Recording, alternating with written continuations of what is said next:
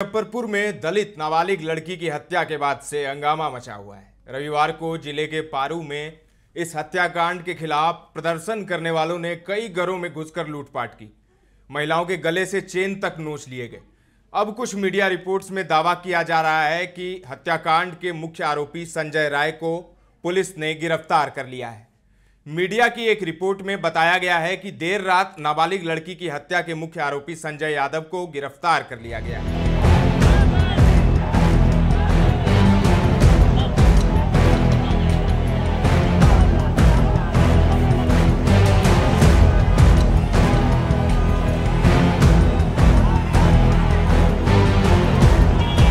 पारू हत्याकांड का मुख्य आरोपी संजय राय कई दिनों से फरार चल रहा था और पुलिस की टीम संजय यादव की तलाश कर रही थी।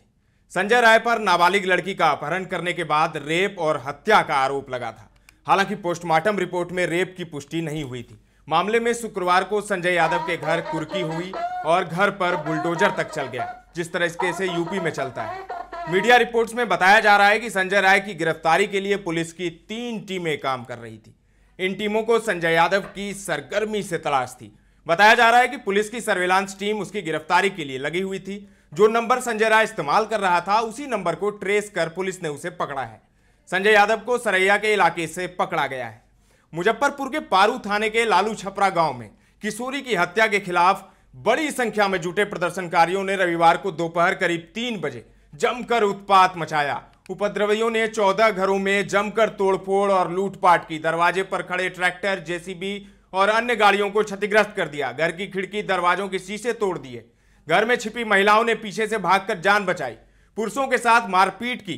पारू थाने की पुलिस ने उपद्रवियों को रोकने का प्रयास किया तो हमले कर दिए। इसमें दारोगा अंकित कुमार और एक सिपाही जख्मी हो गए।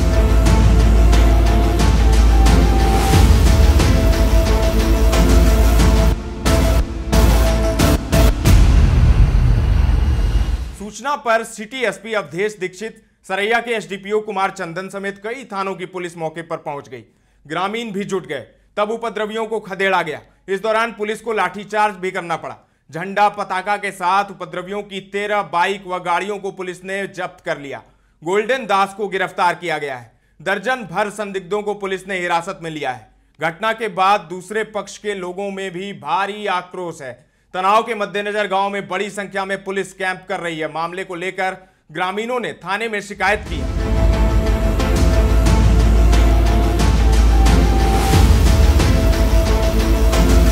अब चलिए जानते हैं कि किनके घरों पर लूटपाट हुई, तोड़फोड़ हुई।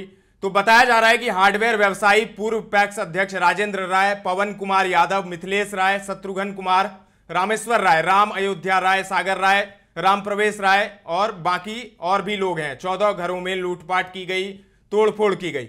स्थानीय वीरेंद्र राय ने बताया कि उनके दरवाजे पर खड़ी कार, 2 जेसीबी, एक ट्रैक्टर को क्षतिग्रस्त कर दिया गया। घर में घुसकर 6 लाख रुपए के गहने और 3 लाख रुपए नकद लूट लिए गए। पूर्व पैक्स अध्यक्ष राजेंद्र राय ने आरोप लगाया कि उनके घर से 20 लाख रुपए की संपत्ति लूटी गई है, जबकि लाखों रुपए की संपत्ति को क्षतिग्रस्त किया गया है। आरोप है कि उपद्रवियों ने रामनाथ राय के दरवाजे पर लगी जेसीबी को क्षतिग्रस्त कर दिया। मिथिलेश राय के एस्बेस्टस के घर को तोड़ दिया गया। रामेश्वर राय की पत्नी के गले से सोने का जूतिया नोच लिया गया।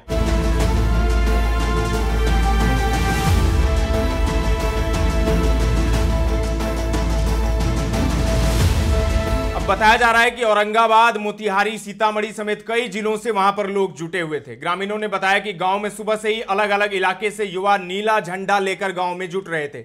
मुजफ्फरपुर के अलावा मोतिहारी, सीतामढ़ी और औरंगाबाद इलाके के लोग गाड़ियों से आने लगे। दर्जनों बाइक गांव में आ गई। पहले गांव में घुसकर नारेबाजी की। इसके बाद गोल्डन दास ने एक सभा को संबोधित कर दिया। उसके संबोधन के बाद उग्र हुए युवाओं ने उपद्रव शुरू कर दिया। लाठी, डंडा और अन्य हथियार से लैस युवाओं ने उपद्रव में लूटपाट की और तोड़फोड़ कर दी।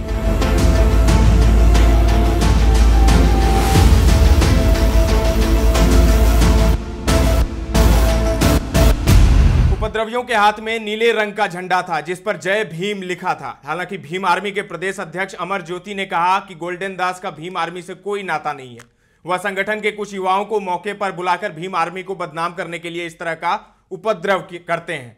भीम आर्मी संवैधानिक तरीके से कोई प्रदर्शन या कार्यक्रम करता है। वहीं इस मामले पर एसएसपी राकेश कुमार ने बताया कि पारू में बवाल और घरों में तोड़फोड़ करने वाले युवाओं का नेतृत्व करने वाले औरंगाबाद निवासी गोल्डन दास को गिरफ्तार कर लिया गया है। उसके साथ दर्जन भर अन्य को भी डिटेन किया गया है। गोल्डन दास खुद को बहुजन आर्मी का अध्यक्ष बता रहा है।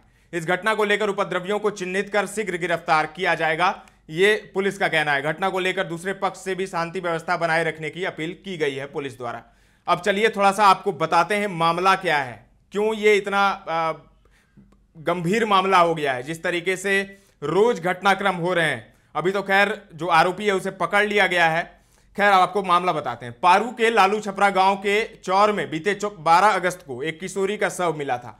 बेरहमी से धारदार हथियार से गोदकर उसकी हत्या की गई थी। उसके मां के बयान पर गांव के संजय राय पर एफआईआर दर्ज की गई थी। मां ने अगवा कर दुष्कर्म के बाद हत्या का आरोप लगाया था। पोस्टमार्टम रिपोर्ट में दुष्कर्म की पुष्टि हालांकि नहीं हुई। गर्दन पर पिछले हिस्से, सिर और हथेली पर जख्म पाए गए थे। अब इस मामले पर एक ऐसा खुलासा हुआ है जिसे सुनकर आप हैरान रह जाएंगे। लड़की से रेप मर्डर कांड में बेहद ही चौंकाने वाला खुलासा हुआ है। मोबाइल कॉल डिटेल के आधार पर पुलिस ने दावा किया है कि जिस रात लड़की का मर्डर हुआ था उसी रात लड़की की बात आरोपी संजय राय के साथ हुई थी। इस बातचीत में लड़की की बड़ी बहन भी शामिल थी। लड़की ने ही पहले आरोपी को कॉल किया था। सीडीआर के तथ्य के आधार पर जानकारी लेने के लिए पुलिस अब मृत किशोरी के परिजनों से पूछताछ की कोशिश कर रही है। मृत किशोरी की बड़ी बहन से शुक्रवार को जब साइबर डीएसपी सीमा देवी ने पूछताछ शुरू की तो वह बेहोश हो गई। बेहोशी के बाद परिवार वालों ने विरोध किया और पुलिस को कुछ जानकारी नहीं मिल पाई। पुलिस के अनुसार मामले में फरार आरोपित अब तो फरार नहीं रहा, पकड़ा गया है। संजय राय, किशोरी और उसकी बड़ी बहन के मोबाइल का कॉल डिटेल रिकॉर्ड यानी सीडीआर लिया गया है। इस महीने के सीडीआर से स्पष्ट है कि मृत किशोरी और संजय राय के बीच मोबाइल पर 422 बार बात हुई थी। इसमें संजय राय ने 213 बार किशोरी को और किशोरी ने 209 बार आरोपित को कॉल किया था। घटना की रात करीब 10 बजे किशोरी ने आरोपित संजय राय को कॉल किया था। उस समय दोनों में 47 सेकेंड बात हुई थी। उसी रात 12:58 पे किशोरी ने अपनी बड़ी बहन को कॉल किया था। उस समय दोनों बहन के बीच 240 सेकेंड बात हुई थी। रात 8 बजे के बाद से ही उसकी बड़ी बहन का लोकेशन उसके घर पर नहीं था। पुलिस यह जानना चाह रही है कि आखिर दोनों बहनों के बीच 4 मिनट तक क्या बातें हुई थी। बड़ी बहन से बात के बाद किशोरी की हत्या हुई है। ऐसे में पुलिस ने इस कॉल को जांच का केंद्र बिंदु बनाया है।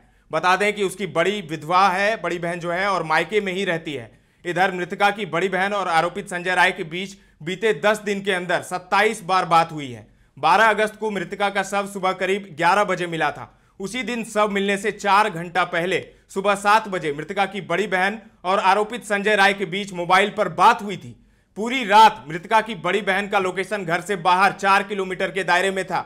इस कांड के नामजद मिथिलेश कुमार को पुलिस ने गिरफ्तार किया है, जबकि संजय राय को भी अब गिरफ्तार कर लिया गया है। पूछताछ में उसने पुलिस को बताया, जो मिथिलेश ने बताया है, उसने बताया कि संजय जब फरार हुआ तो वह बोलेरो से उसे छपरा पहुंचाया था। पुलिस ने उस बोलेरो को भी जब्त कर लिया है, जिससे संजय को भगाया गया था। घटना में साक्ष्य को मिटाने में इस गाड़ी का उपयोग किया गया था। अब एसएसपी क्या कहते हैं? मृत किशोरी, उसकी बड़ी बहन और आरोपित के मोबाइल कॉल डिटेल से स्पष्ट है कि इनके बीच पहले से संपर्क और बातचीत होती रही है। घटना की रात भी सभी ने आपस में बात की है। सीडीआर के अनुसार छानबीन की जा रही है। इस किशोरी हत्याकांड के मुख्य आरोपित संजय राय के घर शुक्रवार शाम को सरैया एसडीपीओ कुमार चंदन के नेतृत्व में डुगडुगी बजाकर इश्तेहार चिपकाया गया था। इश्तेहार में शनिवार को 12 बजे तक आरोपित को आत्मसमर्पण करने का समय दिया गया था। एसएसपी राकेश कुमार ने बताया था कि आत्मसमर्पण नहीं करने पर उसका घर कुर्क कर दिया जाएगा, जो कि कर दिया गया बाद में। और अब खबर आ रही है कि गिरफ्तारी हो गई है संजय राय की। पुलिस की 3 टीमें काम कर रही थी। इन टीमों को संजय यादव की तलाश थी और पुलिस ने सर्विलांस की मदद से जो नंबर संजय राय इस्तेमाल कर रहा था उसी को ट्रेस करके उसे सरैया से पकड़ा है। तो अब आगे क्या होगा, संजय राय क्या क्या खुलासे करेगा, ये देखने वाली बात होगी। और संयोग देखिए, कोलकाता कांड का आरोपी भी संजय राय ही है और मुजफ्फरपुर में भी जो कांड हो गया उसका नाम भी संजय राय ही। तो इस पर और अभी खुलासे होंगे। संजय राय जब पुलिस की इंटरोगेशन होगी उसके साथ, तब संजय राय क्या क्या बताएगा, ये देखना बड़ा दिलचस्प रहेगा। तमाम अपडेट्स आपको हम देते रहेंगे। बने रहें दर्श न्यूज के साथ।